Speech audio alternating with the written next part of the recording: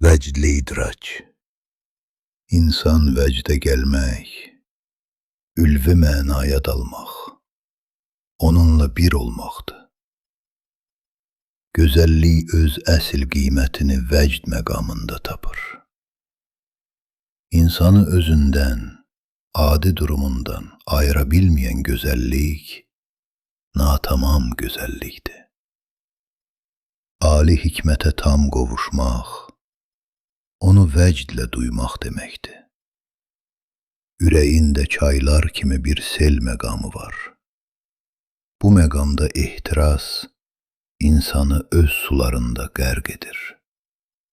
Vəcdsiz ürək, alovsuz ocaqdır.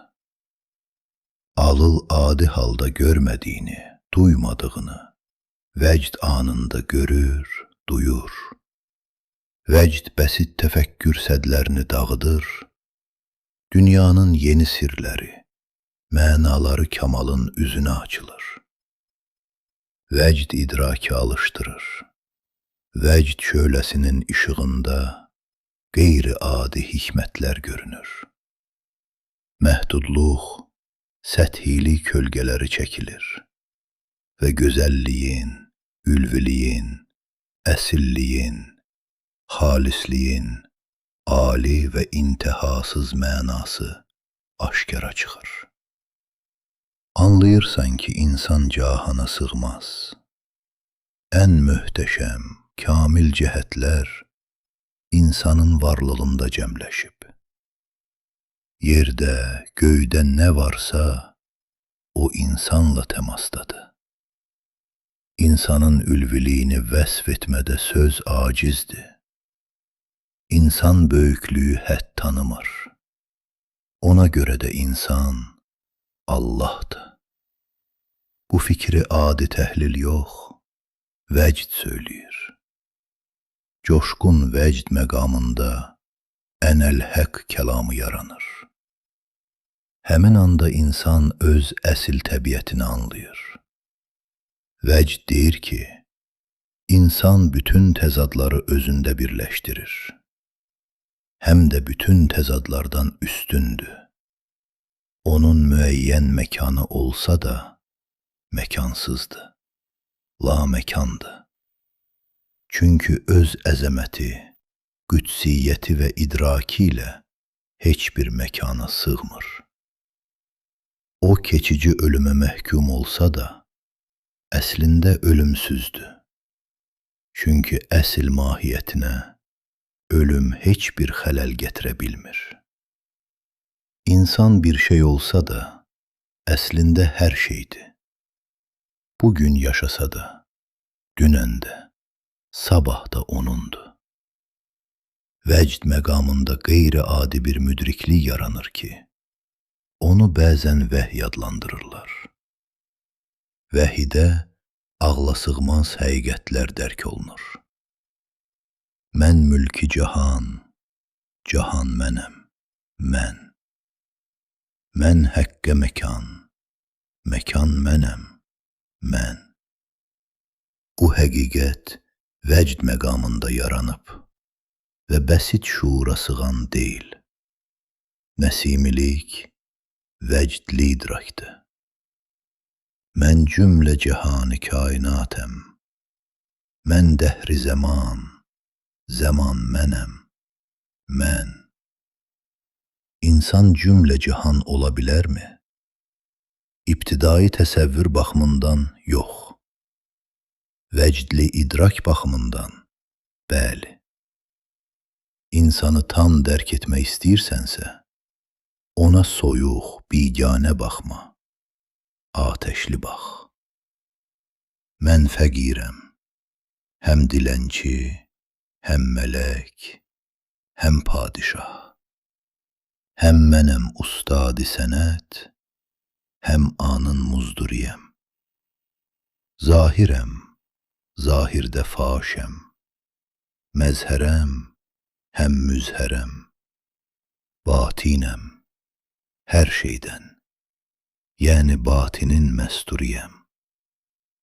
Həm təbibəm, həm əliləm, həm əlacəm, həm səqəm, həm şəfanın səhhəti, hər nemətin rəncuriyəm. İnsan həm dilənçi, həm də şah, həm təbib, həm də əlil olarmı? Olar. Çünki insanın mahiyyəti sırmazlıqdır. Heç bir keyfiyyət insan adlanan qüdrəti tam əhatə eləyə bilməz. Dünyada, təbiətdə təzadlar çoxdur. Ancaq insan təzadlardan yüksək olduğu üçün onları özündə əridib yox edir. Dənizəm, bəhrəm, mühitəm, qətriyəm, dəryayı eşq, laməkan bünyadiyəm, həm bəhrənin qəvvasiyəm. Bir qətrədən dəniz olmaz, məkansız, mühitsizdir. Adi təsəvvür buna əmindir. Çünki o, qeyri-adilik, intihasızlıq tanımır. Vəcdli idrak isə bilir ki, adi təsəvvürlərin bir-birindən ayırdığı mənalar ülvilikdə birləşir. Adi təsəvvürün hüdudundan kənarda elə qüdrət var ki, burada damla dəniz, müəyyənlik sonsuz olur. Bu qüdrətin adı insanın ali mənasıdır. Adi təsəvvür insanı görür, fəqət tam duymur. Adi ağlın surəti insan şeiriyyətinə çatmır. Vəcdin surəti geniş üfüqlərə çatır. Vəcdli duyğu tam duyğudur. Leylinin gözəlliyini Məcnun tam dərk etmişdi. Çünki vəcdlə duymuşdu. Vəcdlə ülviyyətə qovuşar, çox şeydən hali olarsan. Vəcdlə qeyri-adiliyi asanlıqla görürsən, çünki ülvilik səviyyəsində dayanırsan. Ülviliklə yaşayırsan, çünki o, qəlb evinə gəlmişdi. Heç kəsin görmədiyini görürsən, çünki heyrətlənmisən, cəzb olunmusan, özündən keçmisən, özünü yeni bir alidə tapmısan, onun qətrəsi olmusan, ona qayıtmısan. Damla dənizdə itir, həm də özünü dənizdə tapır. Vəcd anında özünü unudursan, fəqət ən çox özünü elə həmin məqamda tapırsan. İnsanlığa vurulursan, onun ilahi qüdrətini duyursan. Vəcd səni cuşa gətirir. Ehtiras seli aşıb daşır. Gözəl, zəngin, duyğulu, idraklı yaşayırsan. Özünün böyüklüyü ancaq Nəsimi həm də öz ağlına, hisslərinə, qüdrətinə tam inanır. Öz şəxsiyyətini də hər tərəfli təsdiq edir. Mənəm Allah deyəndə Nəsimi özünü də Allah sayırdı. Çünki vəcd məqamında bəşərdən kənar Nəsimi, Nəsimidən kənar bəşər yox idi. Sirri ənəl həq söylərəm aləmdə, pünhan gəlmişəm. Həm həq derəm, həq məndədir, həm xətmi insan gəlmişəm. Sözlərini deyən Nəsimidir. Fəqət Nəsimi ilə bərabər insanların yanına gələn həm də bəşərin mənasıdır, mahiyyətidir. Ölməz, itməz, idraki mayasıdır. Həm xəyaləm, həm cəmaləm, həm süfatəm, həm tələb, həm nüquşəm, həm bu nəqşə, valihu heyran mənəm. Bu Nəsimidirmi, yoxsa cümlə bəşər? Həm Nəsimidir, həm də bütöv insanlıq. Nəsimi öz bəşəri vəcdində bəşərə çevrilir. özüyle bəşər arasında fərqi unudur. Ona görə də özü haqqında danışmaq istərkən bəşər haqqında danışır və əksinə Nəsiminin özü haqqında dediyi sözlər bəşəriyyətə aiddir. Gəlmişəm həqdən ənəl həq, görənə mənsur olmuşam, ruhi qüdsin nitqiyəm, sər ta qədəm nur olmuşam. Bu Nəsiminin öz səsidir. Fəqət ənəl həq, mənəm həq, mənəm Allah. Kəlamı bəşəri kəlamdır. Burada nəsimilik və bəşərilik son dərəcə bir-birinə yaxınlaşır. Mən Nəsimi, zəmanənin mənsuriyəm. Çünki ənəl həqəm. Ancaq Allah tək mən deyiləm. Ümumən insandır. Mən insanı Allah saydığım üçün mənsur olmuşam. Mən insana heyran olduğum üçün onu Allah sayıram. Mənim özümü təsdiqim vəcdimin təsdiqidir. O səbəbdən də şeirlərimdə insan tərənnüm edilir. İnsan isə heç nəyə sığmayan hər şeydir. Ərş ilə fərş-ü kafunum, məndə bulundu cümləçun. Kəs sözünü və əbsəm ol, şəhri bəyanə sığmazam. Vəcdin verdiyi bilik tamamilə yeni bilikdir. İnsan məzara sığır. Bəsit şuur bunu bilir və vəcdin həqiqətini qəbul etmir. Ancaq məzara sığan insanın bədənidir, mahiyyəti deyil. Fikri, duyğusu, amalı deyil. İnsanın imzası bəyana sığar. Ancaq adı sığmaz. İnsanın ürəyi bədənə sığar, amma ürəyindəkilər sığmaz. İnsanın ömrü zəmanəyə sığar, mənəvi həyatı sığmaz. İnsanın güzəranı ömrün illərinə sığar, əzəməti illərə sığmaz.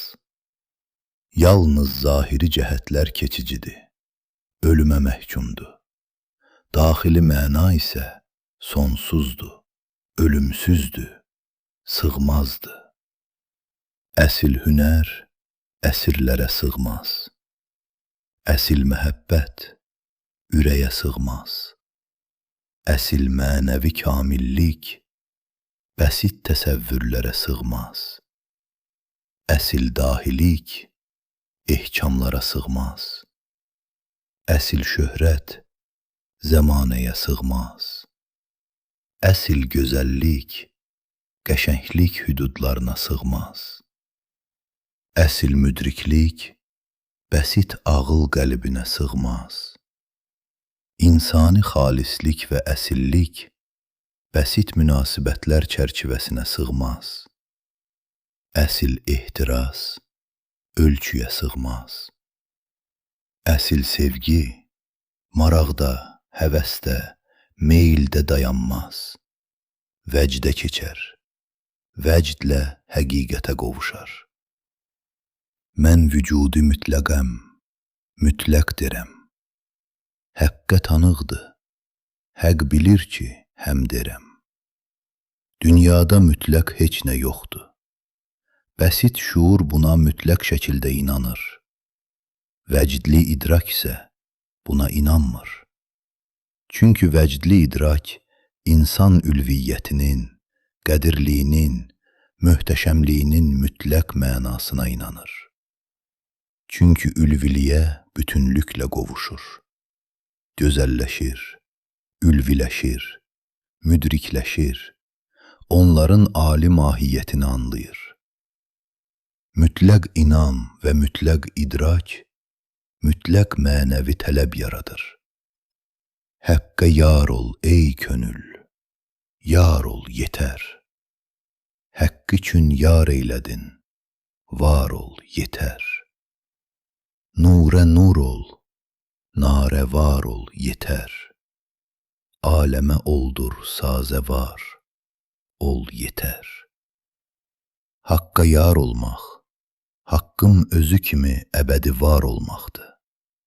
Yalnız cılız olan ölümə məhkumdur. Gözəl sifət, gözəl duyğu, gözəl idrak ölmür. Gözəl sifət yeni çöhrələrdə və yeni mahnılarda yaşayır. Gözəl duyğu və fikir daimi oda dönür, yanır.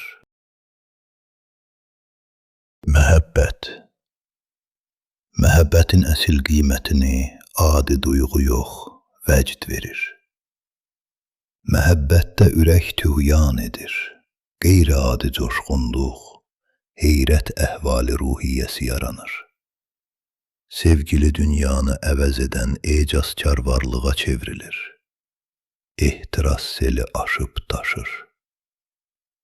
Məhəbbət dilə sığmır.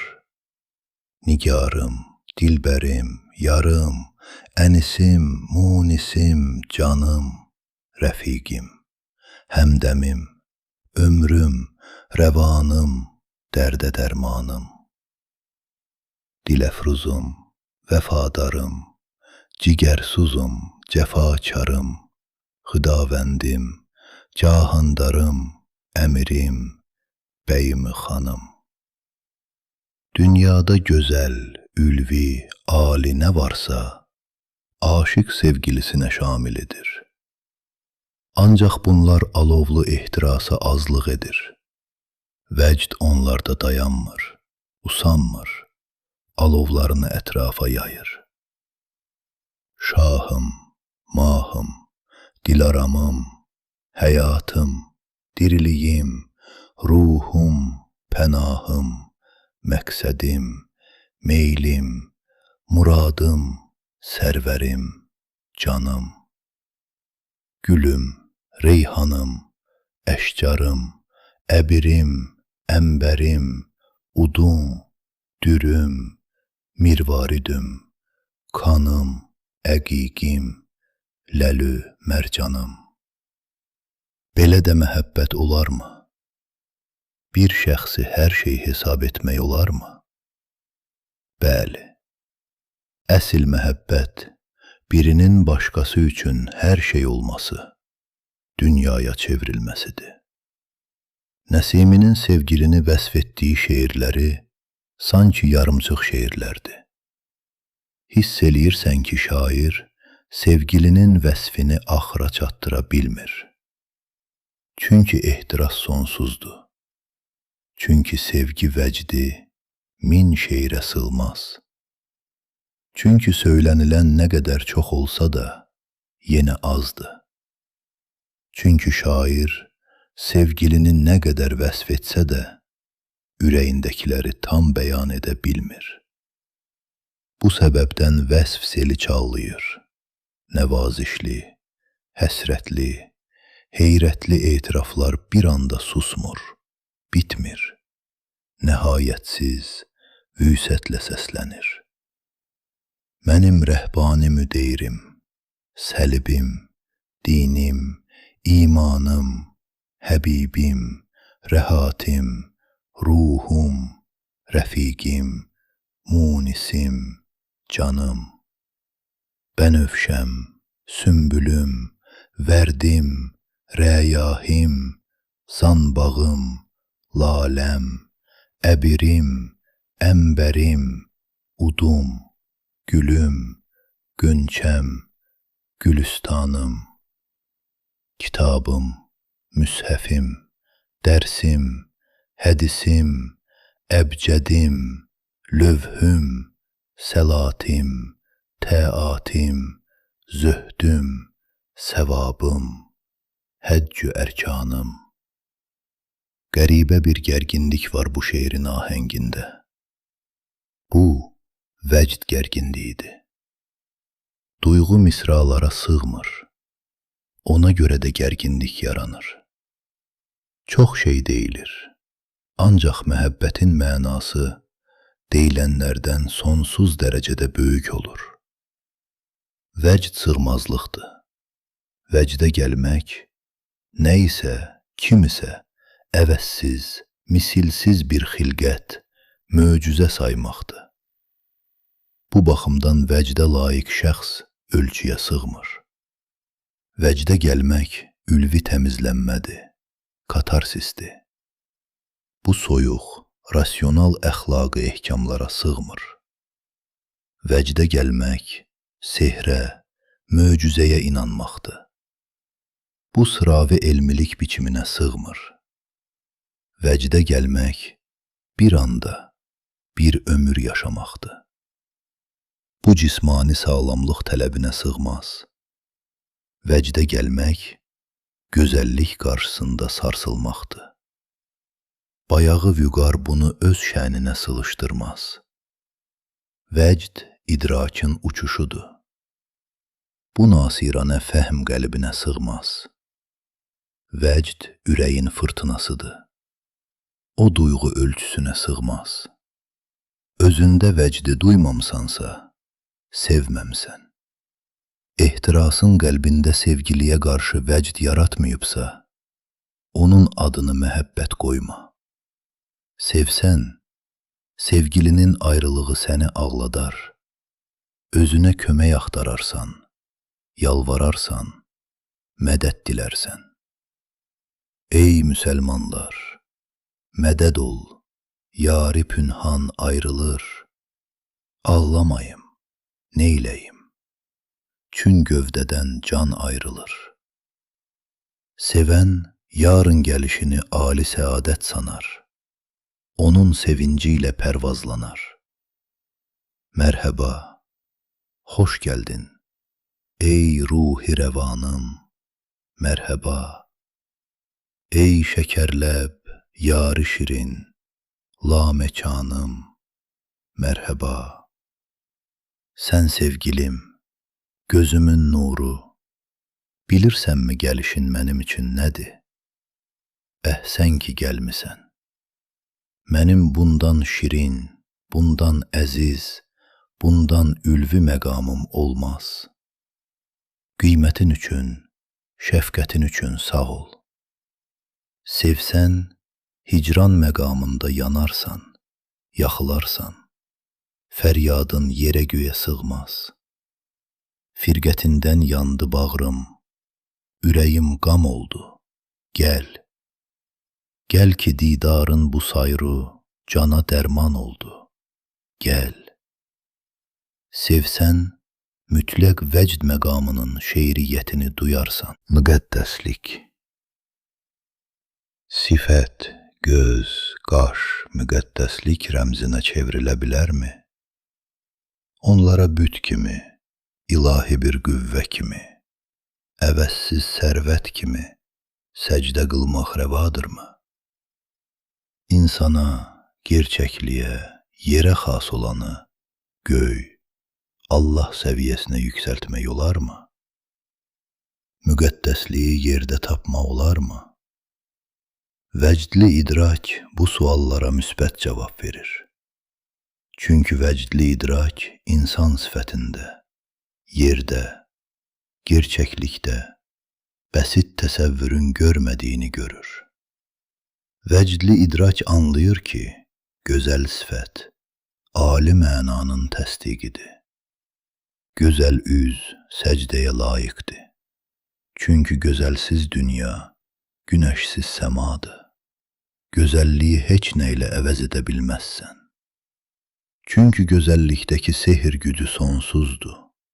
Ürək həmin möcüzədən ayrı yaşaya bilməz. Müdriklər müqəddəsliyi yerdə tapırlar. Çiçək müqəddəsdir, çünki baharın bəzəyidir. Övlad müqəddəsdir, çünki ailənin çiçəyidir. Məhəbbət müqəddəsdir, çünki insan yalnız sevgi məqamında şeiriyyətin, ülviyyətin zirvəsinə qalxır. Çay, dağ, meşə, çörək müqəddəsdir. Çünki insan həyatının ulu mənasına xidmət edirlər. Ana, vətən müqəddəsdilər. Çünki əvəzsiz, misilsiz, qeyri-adi dərəcədə qiymətlidirlər. Gözəl üzə biganə gözlə baxanda, ondakı ilahiliyi görməzsən. gözəl üzə, məhəbbətin gözüylə baxanda, o sənin ürəyində hədsiz duyğular oyadar. Səni zəngin ehtiraslar axarında sarsıdar, vəcdə gətirər, sevindirər, coşdurar və qəlb ona heyrətli mahnılar qoşar. Rövzəyi rizvan üzündü, vəssalam. Surət-i rəhman üzündü, vəssalam. Ərş-i həq, ey can üzündü, vəssalam. Lövh ilə Quran üzündü, vəssalam. Sifətdə gözəllik görmək əslində, onda böyük məna görməkdir. Çünki ali məna özünü sifətdə gözəllik biçimində büruzə verir. Bu səbəbdən də həmin gözəllik insanı bu qədər həyəcanlandırır. Onda belə hərarətli, coşqun, titrək, kövrək duyğular oyadır. Buna görə də sevimli çöhrəni görmək, haqqı görməyə bərabər olur. Gər üzün ayin görənə, ey cahanın fitnəsi, şübhəsiz həqqı görən sahib nəzər dersəm, nola? Gözəl sifəti oxumaq, müqəddəsliyi oxumaqdır. Bu səbəbdən də üzə rövnəq verən, qaş, göz, saç, kirpik və sifət gözəlliyini tamamlayan qamət də müqəddəsdir. Qaşınla kirpiyin vəhyimana gəldivi, bildirdi ki, sənsən ərş ilə kürsü, üzün yazısı Qurandır. Qamətin qəddi qiyamət eylədi. Gör bu qəddi ki, nə qamət eylədi. Kəbədə hər dəm iqamət eylədi. Gözlərin ona imamət eylədi. Sifət, qamət, fizioloji varlıqdır. Onlarda heç bir müqəddəslik yoxdur. Adi təsəvvürün qənaəti belədir. Çünki adi təsəvvür, gözəlliyi gözə həz verən cismani kamillik kimi anlamağa qadirdir. Çünki adi təsəvvür üçün gözəllik olsa bəzəkdir. Adi təsəvvür gözəlliyin mənəvi mahiyyətinə varmır. Aşiq gözəllik qarşısında sarsılır.